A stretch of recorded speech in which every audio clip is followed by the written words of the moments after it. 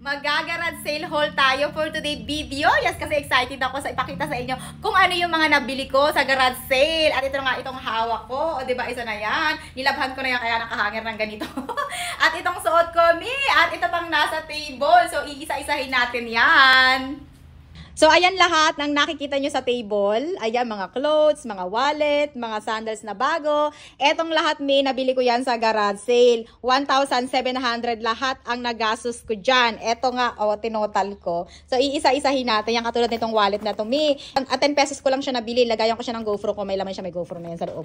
Tapos, ito, ang ating leather na napakaganda. 30 pesos ko lang to nabili. Tignan nyo naman, Italy. Ipapaano ko siya, ipapa-clean ko siya. Tignan nyo yung pagka-leather niya, napakaganda, tignan nyo.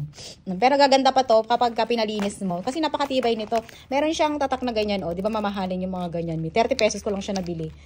Jackpot dito. At ito, syempre, ito yung aking pang Zumba, nabili ko ng 50 pesos each. Ito nabili ko lang siya ng 50 pesos. Ayun, may brand new pa, may branded pa.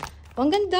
Tingnan nyo, leather na leather. Tapos ito, may wallet din akong nabili para pang lalaki to, pero bibigay ko ito sa anak ko kasi favorite niya yung black. Para siyang, genuine leather din siya. Ang mamahal kayo ng ganito, genuine leather. Tingnan, bagong-bago pa, May mga card slot siya dito, Ayan, ganyan, cow head siya. So, 40 pesos ko ito nabili. Eto naman, binili ko siya as a travel bag kit. So, nung nakita ko, 100 ko siya nabili. Kasi may mga, alam mo ba, mayroon pang laman sa loob, Wala, ano to? Toothpick drops. Basta marami siyang laman sa loob ng pag-open ko. Tapos, may mga makeup kasi siya. Kaya sabi ko, good deals na to kasi may lagayan ka na. Tapos, ang dami pang makeup. Pakita ko sa inyo yung makeup, wait. So, eto lahat yung laman niya sa loob. 100 pesos. Eto na lahat. Tignan nyo kung gaano karami yan. May mga ganito pa, ayan. Mayroong waterproof. Yung iba, okay pa naman, chinek ko. Tapos, may mga brushes. May ganito pang, aloe vera gel. At may mga ganyan pa siyang kasama. Tapos, may ganyan pa siya. Tapos ito brand new siya, hindi pa siya bukas. Ito binuksan ko siya, pero ito, hindi pa siya nabuksan, naka-sealed pa siyang ganun. Tsaka hindi pa siya expired, 2026 pa yung expiration niya. Kaya sabi ko, pwede ko itong ibigay dun sa ko na mahilig mag-makeup. Itong Uniqlo, diba, para ako nag-shopping na sa Uniqlo, may paper bag pa. Alam mo kung ang laman ito? T-shirt siya na Uniqlo talaga, galing sa Uniqlo. Tingnan niyo pa, bagong-bago. Ito 100 pesos lang siya, nabili ko. Tingnan niyo, Uniqlo. Tapos, wala pang, hindi pa siya nasuot as in. Tignan nyo naman. Ang ganda, Cotton na cotton. Ito kay daddy to. So, para ako nag-shopping sa Uniqlo. Pwede ko na itong ipang-gift sa kanya. Hindi niya mahalata na binili ko sa garage sale kasi naka-paper bag pa. 100 pesos ko nabili. Mabibili mo yan sa, 899 o 1,000 pesos. So, di ba, ang cool. Ito naman mga silini. Ito, sa kaibigan ko to. Mabibili mo siya sa SM ng Silina 799. Ayan pa yung presyo niya, Ito, yan, nabili ko. Yung iba sa akin, ito sa akin to. Yung iba pang re-regalo ko at yung iba papa-orders ko kasi marami siyang ganyan. So, silin siya. Itong outfit ko ngayon, diba, garage sale din yan. Ito, Sarah Pants. Tignan nyo ang ganda ng Sarah Pants. So, ang mahal kaya ito sa Sarah Pants. Tignan nyo to. Kasakto-sakto sa akin. 200 ko siya nabili, pero ganyan siya kahaba din, di ba pang formal siya? At itong naman top, 50 pesos to. May mga botones siya dito. Di ba, sakto-sakto lang siya. I love it. Itong partner na to, 250 lang. Almost brand new pa. Tsaka, eto pa, mapakita ko sa inyo favorite ko nakuha. Ito, 100 pesos lang din. Zara din ito, Zara. Pang madam na madam yung atake niya. Tignan nyo naman yan. Silky. Na long sleeve. Pwede mo siyang gawing cover up o kaya pang madam. Maglagay ka ng belt na pang, parang Louis Vuitton yun. Tignan nyo naman. O kaya pang cover up. Diba? Cute. Tapos naka-heels ka. Madam, ang inday. Eto naman, jacket din yan. Zara din yan. Di ba pag sinuot mo itong ganun, yayamanin, tapos nakaangkas ka sa motor, ganda ng atake niya. Kahit ka lang, shorts ka lang. Ang ganda. Eto 50 pesos lang to. Zara. Eto naman, ang ganda ng tela. Giraffe yung brand niya.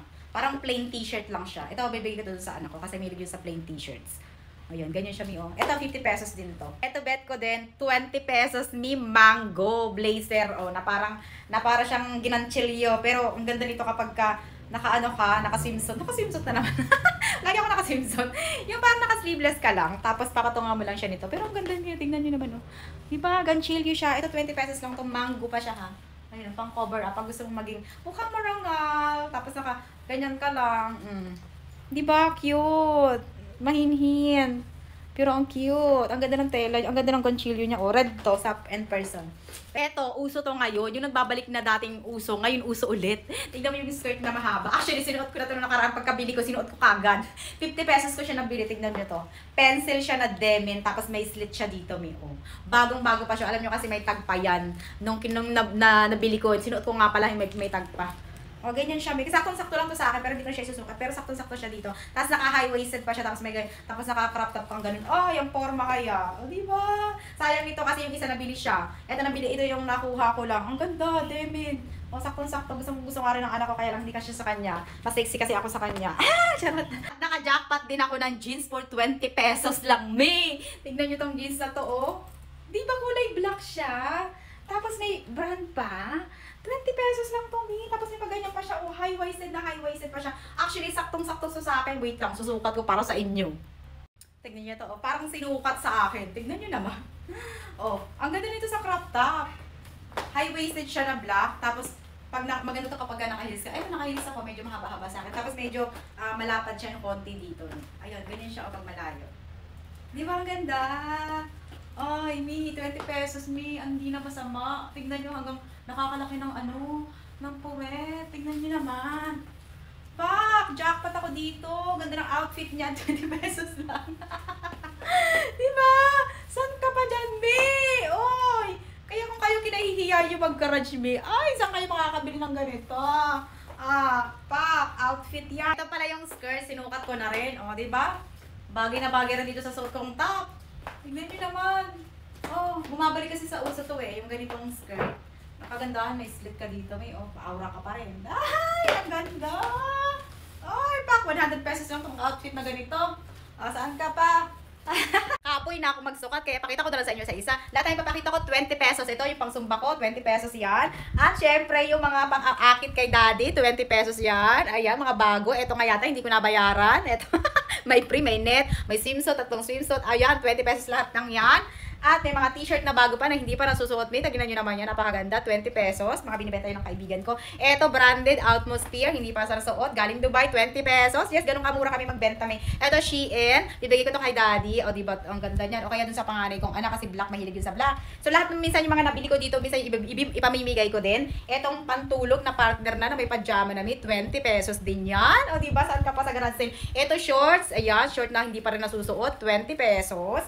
Ito rin na shorts, Mi. O, 20 pesos para sa anak ko. Nakaganda-ganda ng tela. At ano pa, Demin pa siya. Ay, ano pa brand nito? Basta ganyan. Ayan, o, baka 20 pesos. Ayan o yung price.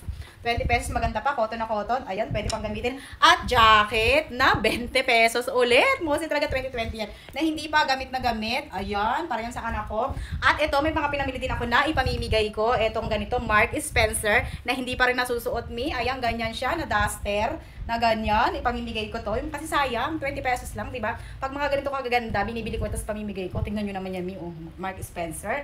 Tapos may duster. Oh, duster yan, na bagong-bago pa. 20 pesos each ko lang yan nabili. At syempre, eto, hinihingal na ako. Eto naman, Shein din siya, Miss. Shein na long sleeve na hindi pa rin nasuot. Ganyan siya kaganda. Oh, 20 pesos din to. Nabili ko din yan. At eto na, Lacoste. 40 pesos to, Lacoste, para sa anak ko, diba? Original pa na Lacoste yan. Tapos, eto, nabili ko din ang mahal nito sa mall. Pag tumitingin ako, para dito sa panganay kong anak. Kasi medyo may pagka-boyish yung anak ko. So, pagka sa school nila, meron silang mga, ayan, pag ganon. Basta, ayan, 100 pesos ko yan nabili polo. Yung anak ko kasi medyo, alam niya, medyo panlalaki yung gusto niya. Yung panganay ko. Nakamalaking babae yun. Eto, meron din ako nabili para kay daddy, yung mga polo niyang ganito. Ewan ko ba, ba't ako bili ng ganito? Hindi naman na siya nag-o-office. Diyan lang naman siya sa office. So, ayun, meron din akong nabili na, meron pala ako nakuha ng mga pang babies na ipamimigay ko din doon sa aking followers. Ayan, meron na akong pamimigay ng mga damit para sa Christmas. So, abangan mo na lang. Eto, at ayun lang, etong mga to. Yung mga chinelas sa tag, ayan, na mga bago. So, ayun lang, ang haba na ng video ko. Bye!